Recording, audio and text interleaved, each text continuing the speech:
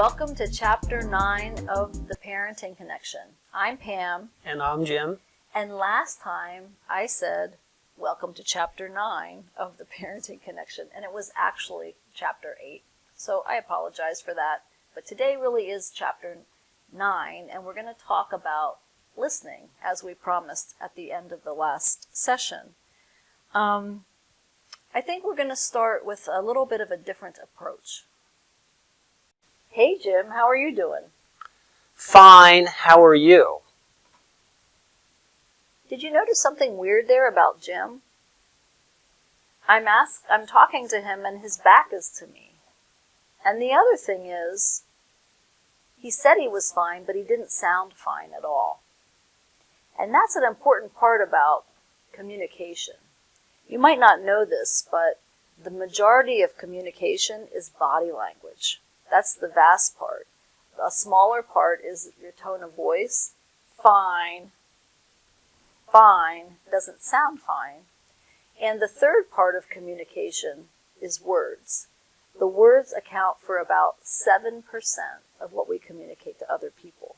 So that the way that we speak, our tone of voice, and our body language are really important. So last time we talked about communication blocks. Mm-hmm. And these are things that most of us do, and they're usually well-intentioned, especially if you're a parent, because you often feel like you need to pass on your wisdom, your life experience to your kids. And so many of these things are things we say to our kids to teach them a lesson. Right, and often that's the way we were taught a lesson, so it's sort of in the family culture. That's right. That's right. But when it comes to listening to our kids, what we find is these blocks tend to stop communication. It's sort of, we take all the power, we decide that we're going to lecture them or blame them for something, usually make them feel bad, teach them a lesson, and that will somehow help them next time this problem comes up. That's right. Yes, and again, they really do shut down communication. We do things like blame. We blame our children for what they either did or should have done. We give them commands about how they should act. And usually we want immediate response. If they're in the middle of something, we don't want to hear about it, just jump up and do it with no transition time. Whereas as adults, if you're in the middle of something, you want to sort of wrap up what you're doing. Right. We expect the kids will take it better, or they should know that, hey, I'm talking to you, you need to do that now. Right. It really is jarring for children. We advise them, we call them names. That's one of the most destructive things we do. But, again, we think that if we tell our children they're lazy, that maybe somehow that'll encourage them to turn things around. And what does it actually do? Well, it tends to make them feel worse about themselves. And so, they may fight against you, or they may, even worse, live into the kind of names or tags that we put on them. They may say, well, you want to see what lazy is? I'll show you what lazy looks like. Or conversely, they might be very worried, and they work as fast as they can, and they do as much as they can, but it's never enough. Always trying to prove you wrong. The thing that you told them they couldn't do, now they're trying to prove you wrong. That can happen too. And I think sometimes parents think that's helpful. Good, I motivated them. Yeah. But it comes at a great expense. Because now, instead of them sort of developing who they are, they're living in response to who you think they ought to be. Yeah, and there's something unsatisfying too about what they're doing. Even if they may achieve things because of it, somehow it never really satisfies them. They never really feel like they're good enough, and so they keep trying harder. It doesn't really belong to them. Yeah. It belongs to you because it was a gift to you, or a sacrifice, as the case may be. Yeah, all these things. One of the big things we do too is we discount their feelings. That's sort of the bottom line maybe in any of these communication blocks, is we don't stop to be with how the child feels. We don't get their feeling. Yes. And we're going to learn about this later in this episode, how to do that. And because we don't want to stop and listen and be with how they're feeling, we launch right into fixing a problem. Right. We think that's our job, to fix their problems. Lecture, give advice, and then we're mad if they don't take the advice, rather than letting them work it out themselves, make their own choices, and learn their own lessons. Yeah. And so, why does listening matter? Well, let's get into that. Let's Okay. look at that. Instead of half listening, Eric punched me today, so, Daddy, do you hear me? I can hear. Go on. So I hit him back. Then he hit me again. Are you listening? I'm listening to every word. No, you're not. I can listen and watch the game at the same time. Go on. Oh, forget it. So it can be discouraging to try to get through to someone who gives only lip service to listening. And if you noticed here, the body language was exactly what we talked about earlier. So now we're going to look at it a different way, listening with full attention. Eric punched me. So, Daddy, do you hear me? So, I hit him back, and then he hit me again, even harder. He's mean. Know what? I'm going to play with Danny from now on. He doesn't go around punching people. It's much easier to tell your trouble to a parent who is really listening. Sometimes a sympathetic silence or acknowledgement is all that the child needs. Our body language, tone of voice, and words make a big difference in how healthy our relationships are going to be. When it comes to listening, children are discounted when we respond to their feelings as if what they say has no real value. You know, when children receive harsh responses, they're more likely to misbehave, use nasty remarks with us, the parents, or stop sharing about what they're up to, what their thoughts are, and they tend to become more and more disrespectful. And isn't that one of the things that we hear the most from parents, that they're really upset with their children for being disrespectful? And so the tendency is to want to punish them or to be more angry with them or more demanding of them the more we perceive them as disrespectful. But unfortunately, we're modeling the type of communication that we don't want from them. Yes. Yes. And so in order to help them learn how to be more cooperative and respectful, we sort of have to show them how it's done by doing it ourselves. And it's interesting, by listening, you actually get more cooperation out of them and more respect. Right. I know, you're right. It's this topic that comes up again and again. These kids nowadays are so disrespectful. It's like this great mystery. Where did the respect go? Like it got drained out of a whole, generation. Like it's something that used to exist. And often, I think, you've probably heard this too, when parents talk about it, it was like something that was drilled into them, either through fear, or a lot of times, let's face it, through spanking or some kind of violence, right? It was drilled into them. And they wonder why a younger generation doesn't want to take that up too. That's right. And I think it's interesting because the kids that are really, physically disciplined, again, depending on their temperament, it sort of intimidates and makes sort of shy and quiet kids that are more melancholic or phlegmatic. Whereas kids who are more choleric, it makes them angry and rebellious. And so you have this sort of... They become the bullies. Some become the victims more, and some become the bullies more. But that's what they're sort Yeah. of used to. They're not Yeah. used to taking a stand and having their own boundaries, and they don't learn how to respect other people or be respected necessarily. So, Right. I think there was a time when Socrates, who was the ancient philosopher, during those times, there was also talk about how the youth of today don't understand, what's really going on. And to be fair, children learn mostly through the imitation of the adults. So it's just something to think about. Right, and again, this all has to do with communication. What is the communication like? Are we listening? Are we allowing them to speak? How are we communicating, like you're saying? Right. Many times, and this is really true for listening, I think, many times when someone's talking to us, we're thinking our own thoughts. And we're not really paying attention. We're attending to our own thoughts. And we're probably thinking, or waiting just so we can start talking about what we're thinking about. It's a real act of generosity to sort of put that aside. And it probably actually takes practice. If you're not used to it, you're doing it all the time and you're not even aware that you're doing it. Right. It's an easy trap for all of us to fall into. Yeah.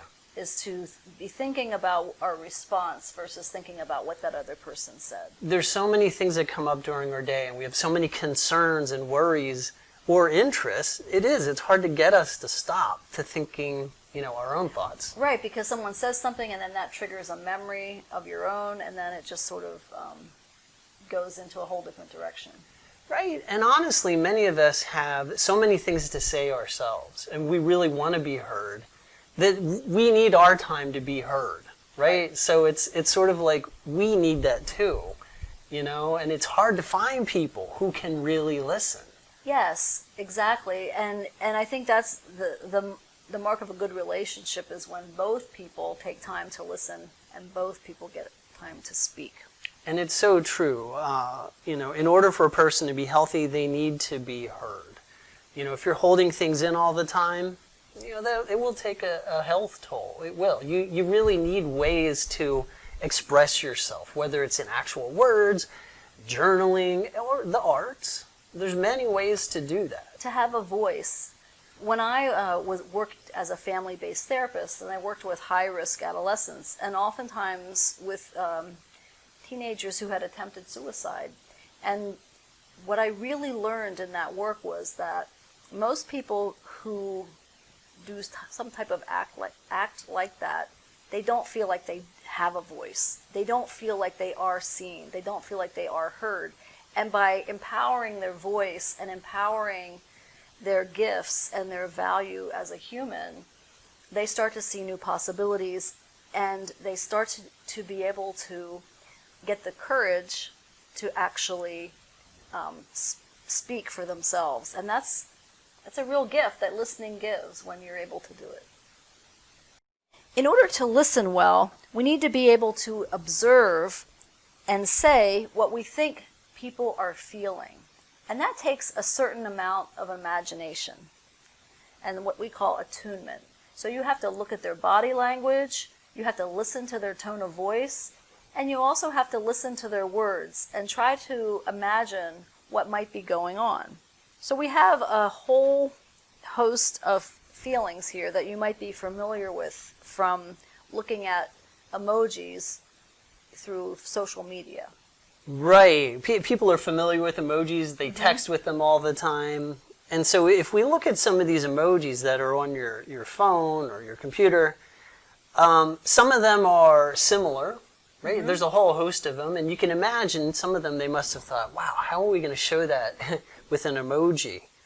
But if I look at three of them, happy, content, ecstatic, it's interesting. Like, I thought, what might be some of the similarities and differences with some of these? And, maybe I would say with happy, feeling happy, or that emoji, it seems to simply say to me, like, things are good. The general well-being. Yeah, like there used to be this, on T-shirts and hats, life is good. It's sort of that, at least for a moment. Right, that moment in time. For that moment in time, things are good, and things are fine. If I think about content is almost, to me, like after you've had a good meal. You feel maybe peaceful, maybe a little restful. Maybe you satisfied. Relax. Satisfied is a good word.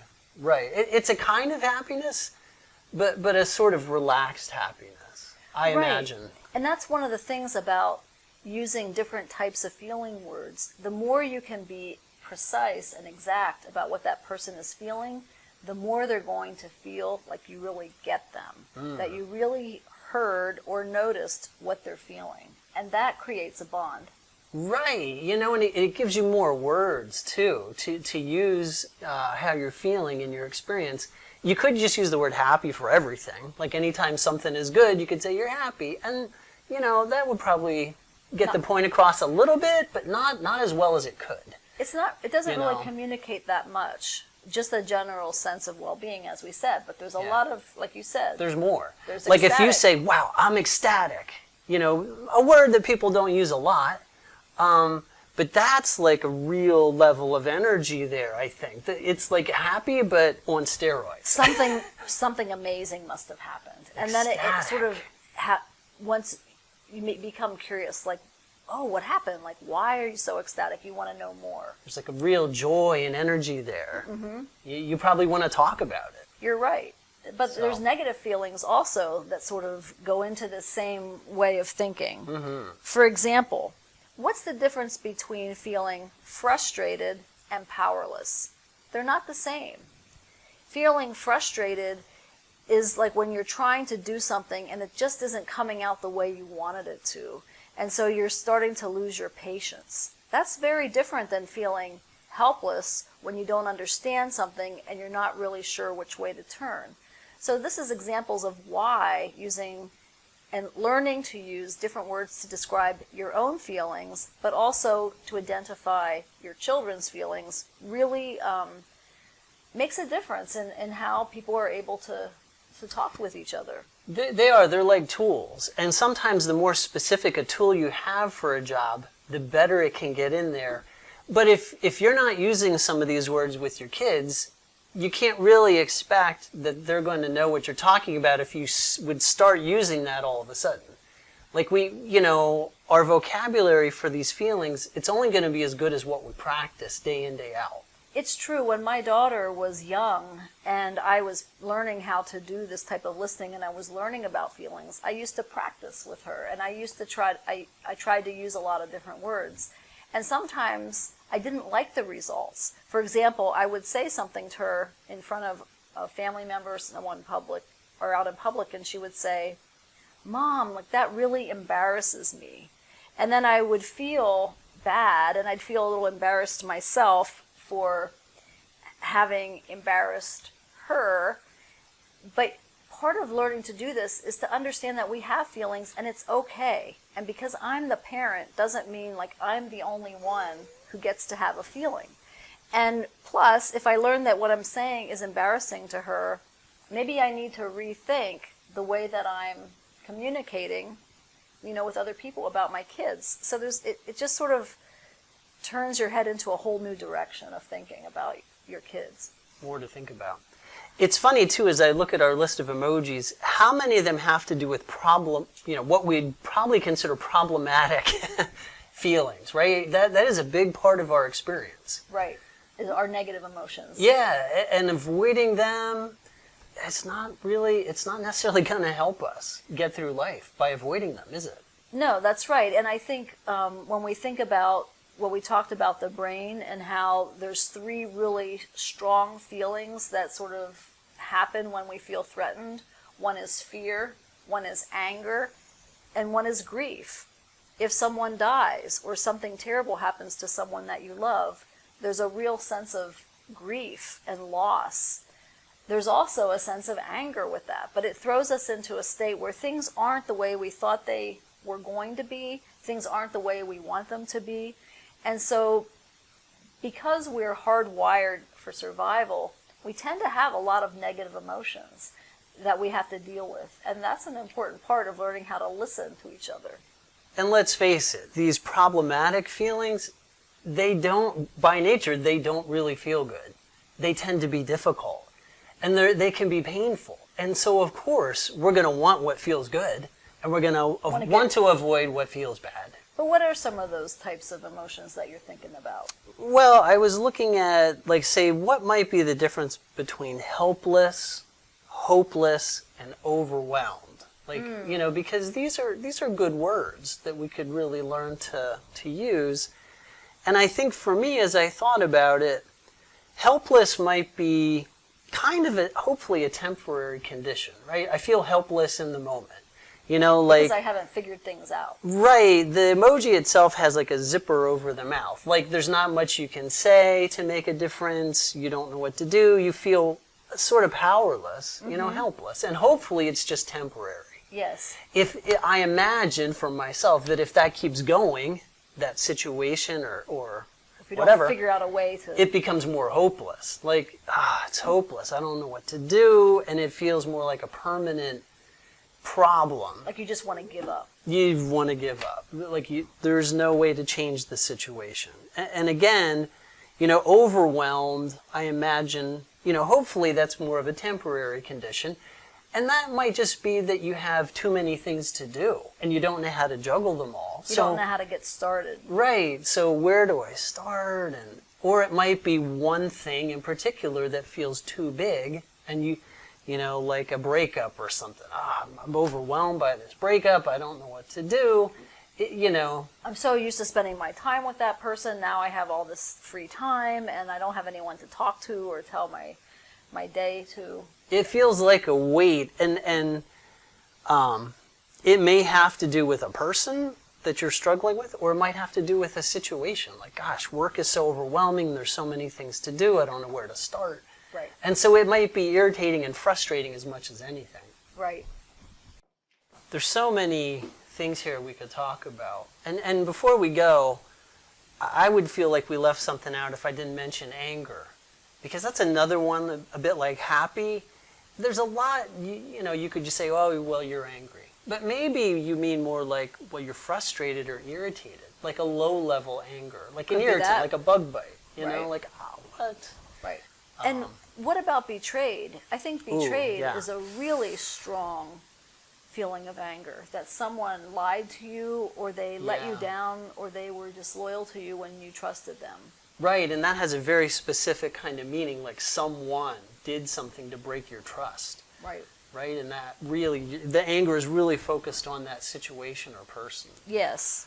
And anger, again, it's so non-specific. Does it mean like you're just kind of irritated a little bit? Or does it mean that you're more like in a rage, explosive, ready to be violent? Right? And when people get to that state, it could be because they've been holding their anger down so long that it just all of a sudden blows the lid off. Or it could be a person who's used to really giving into their anger, saying whatever's on their mind, like there's no filter, and they just have a habit of thinking it's okay to just do whatever they want. And that those words aren't really going to make a difference. Those words and actions in fact, they actually do create some sort of a distance in the relationship potentially, especially with kids, because they don't have any power. So if you really lose your temper with them, they feel very overwhelmed, and they don't really have a place to go to get away from that. Right. So I think you're right. I think having all these different feelings of anger, it's important to sort of be able to read that and to see what the level is, because if it's really extreme, you have to be very careful about how you respond to that person, that you don't increase the threat by moving toward them or by getting loud yourself. Or by saying things that sort of ignite more anger. And again, the listening, the more we learn how to listen, the more it will help to mitigate, probably help lessen those feelings of anger. Yeah, so let's talk about listening and what the parts of listening are. So there's actually two parts of listening. There's listening to what the feeling is, which we just talked about. So you have to sort of have like, a variety of feelings to choose from when you're observing that person. But then there's also the content. And the content is, what are they talking about? So what is actually the situation that has them upset, or what are they excited about? And so when you do active listening, you're paying attention to both what they're saying and what they're feeling. And as they talk, you sort of get a handle on that, and then when they pause or are done speaking, then you try to feed that back to them. And what I mean by that is that you say the words, and I'm going to show you what we mean. So Jim has a couple situations that he's going to talk to me about, and I'm going to show you how listening works. Right. So the other day I was with someone and they were talking about how busy they are. And, I was listening, and, they basically, part of what they were saying is that, I've had advantages that they didn't have. And so I haven't had to work as hard to do what they have to do. And that, yeah, boy, that made me feel some kind of way.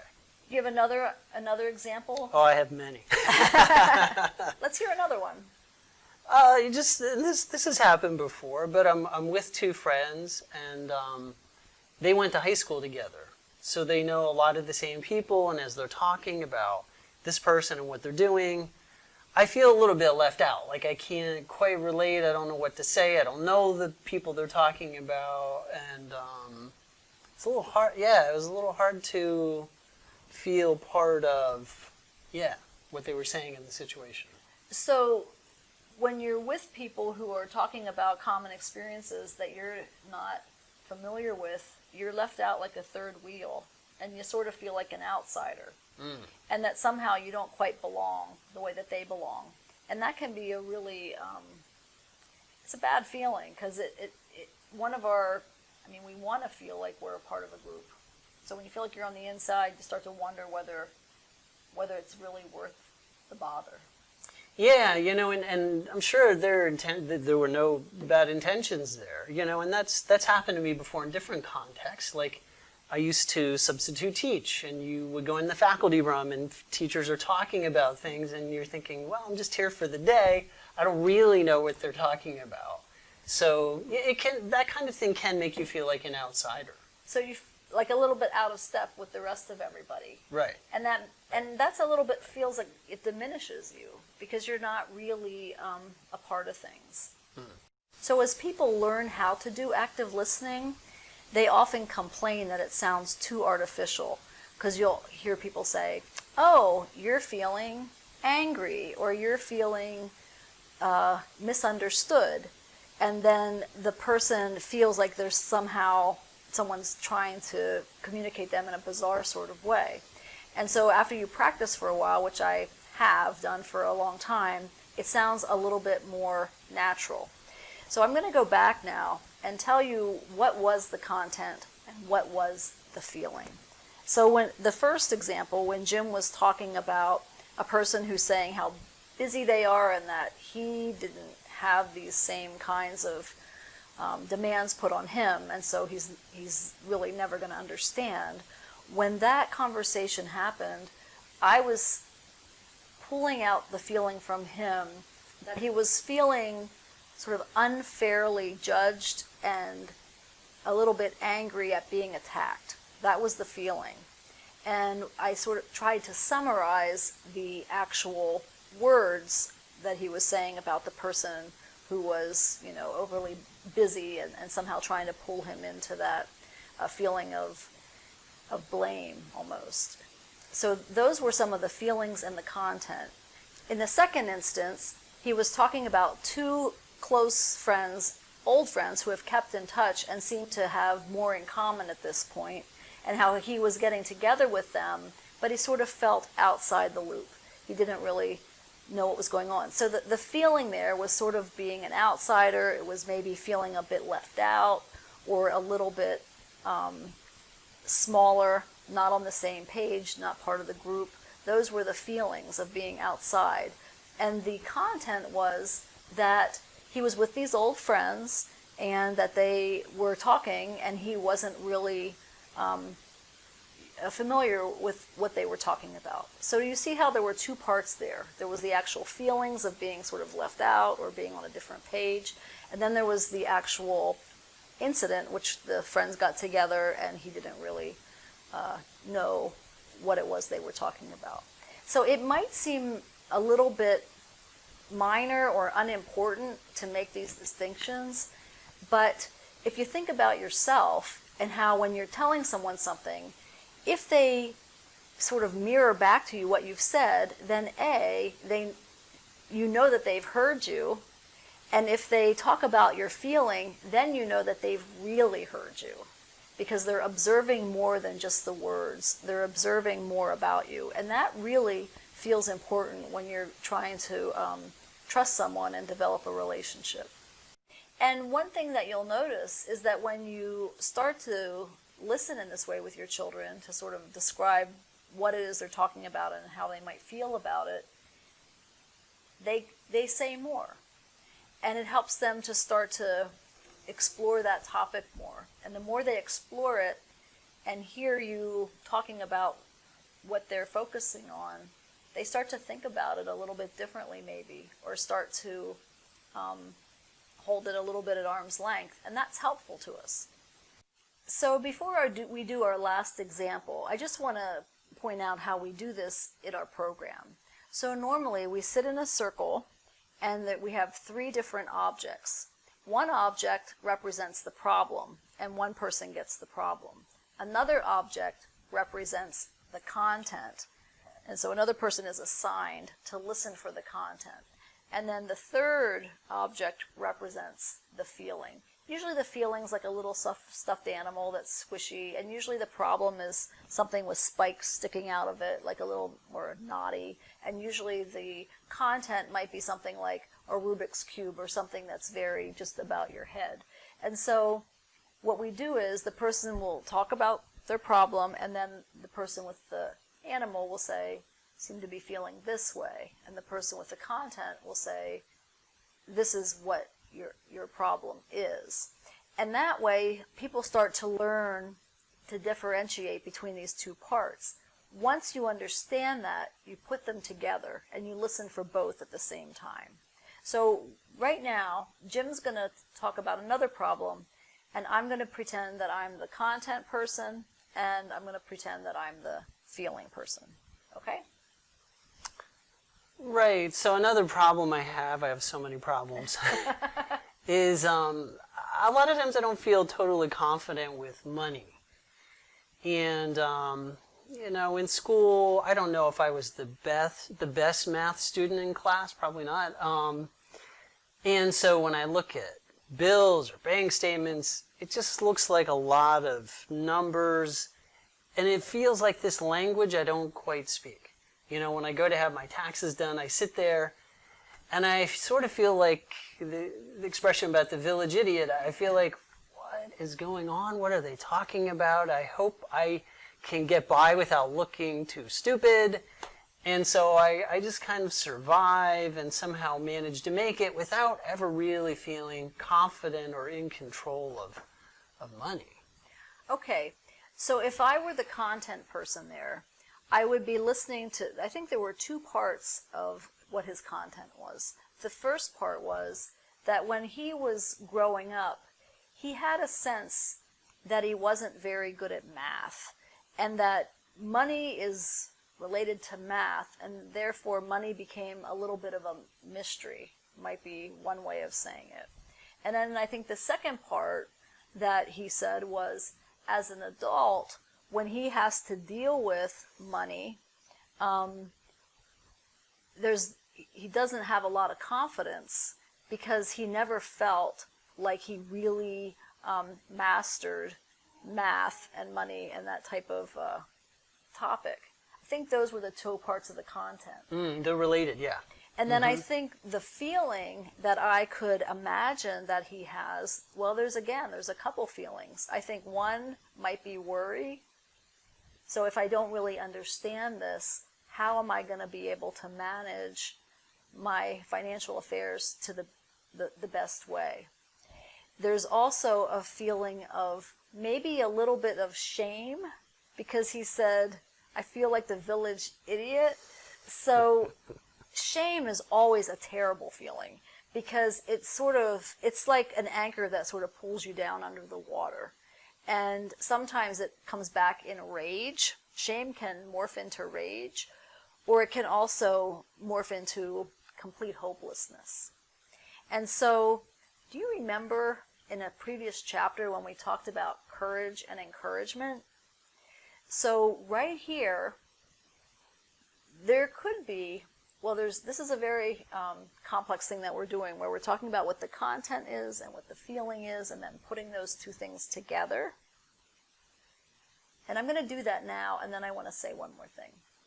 So, now we're sort of zapped back into the role play. And so it seems like when you were a kid, you didn't have a lot of, math wasn't like your favorite subject, and it wasn't that interesting to you. It didn't come that naturally. I think there was a lot of pressure, and I was worried, was I good enough? Yeah. And you see right there, it comes out. He was worried, and he has another feeling. So you could, again, the listening makes the conversation go. So I could say then at that point, like it really scared you because your parents were expecting you to do well in school, and you were worried that you weren't going to bring home the grades maybe that they wanted from you, which made you feel not good enough. And sometimes when you have a fear that maybe if there's something wrong with you, you're not good enough, it's like this weakness you want to hide. You want to sort of not deal with it. Now see that? There's two more feelings that came out there. He feels a little bit like he has to become invisible and hide because he doesn't want anyone to figure out that he feels like there might be something wrong with him. And I think that teachers and school, the way they're set up with grades and comparisons and a lot of instruction and expectations, can feel like enormous pressure to kids to be able to get everything right and to not make a mistake, which really creates an internal sort of clenched fist. So you felt like there was a lot of pressure on you, and you didn't know if you were going to be able to measure up. And now, as an adult, that sort of has carried over, so that when you're doing something like taxes or something that involves math and numbers and money, you don't have the kind of confidence that you would like, and you feel sort of worried about, is that going to put me in a bad position? Is it going to handicap me? Like, what's going to come of that? Right. It can feel a little overwhelming. You know, I guess oftentimes you try to hide it a little bit or just deal with it enough and get by. I think no one would do this, but if they would hire me to be in charge of the finances of a company, then it would be a full-blown panic, like, oh my God, I'm way over my head, I can't do this. I'm going to be fired, I'm going to lose my job. Yeah, and that would probably... Something horrible is going to happen to me because I just am not good enough. And that fear would probably be valid in that case. So you see how Jim was able to really get into this experience that he has when he's getting his taxes done and where it sort of comes from. And so what I wanted to say is after you listen to someone who's doing this type of sort of exploring what's going on, you can do encouragement.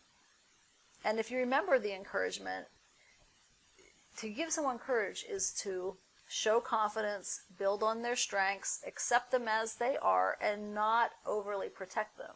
You know, an overprotection would be something like, oh, Jim, well, maybe I can go with you next time you get your taxes done and I can explain it to you. That's not really what's called for here. I think more it would be to say, yeah, it does, a lot of things in life seem overwhelming, but then when you look back and you think about all the things that you've already accomplished and all the things that you've learned and how you really do take care of your financial situation, you start to recognize that you do have what it takes to be able to manage your own financial affairs. I mean, everything you don't know is learnable, and you know how to learn. So, you know, you've sort of given him something to rest on that is true, and it's already part of his experience. You can do that for your kids, too. Okay, so let's review quickly what we learned today. Okay. The first thing we showed was how important body language can be. Right. Body language and tone of voice. They communicate so much more than the actual words. That's right. That we use. Because people are taking all of that in. That's right. That's right. We reviewed the communication blocks from last time and talked about why they're so problematic. How they get in the way. We ran through a scenario with a dad who was not listening to his child, right? And how to turn that around and really start listening. Yeah. We talked about why listening matters. Mm-hmm. You know, the fact that kids and all of us, we all need a voice. And if we don't have that opportunity, and as parents, if we don't cultivate that, it's going to present some real hard feelings and issues Yes. as we go along. We looked at what's common nowadays, emojis, how popular they are on phones, and how they try to show feelings. And how there's such a vast variety of feelings. Oh, yes. And it's Yes. important to learn lots of different specific words that can really be precise about feelings. That's right. That's right. You know, and we talked about active listening, and you really tried to show how that works. You know, you listen for the content, but also the feeling. And it's not easy. It's sophisticated. It takes a lot of practice. It does, but it is something that you can learn, right? None of us probably showed up on the scene knowing how to do this. We all had to learn it at some point. Right, and it seems a little awkward or artificial. And remember last time I talked about one of my clients who was practicing from the book and learned how to listen to her daughter and how that healed their relationship.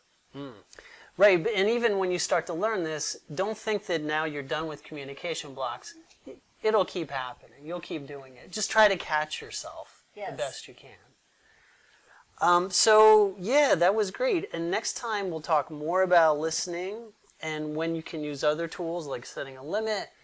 And we'll also get a bit into discipline, which may not be, you know, what you think it is. Or we may give you another way to look at it. Yes, a new definition for discipline.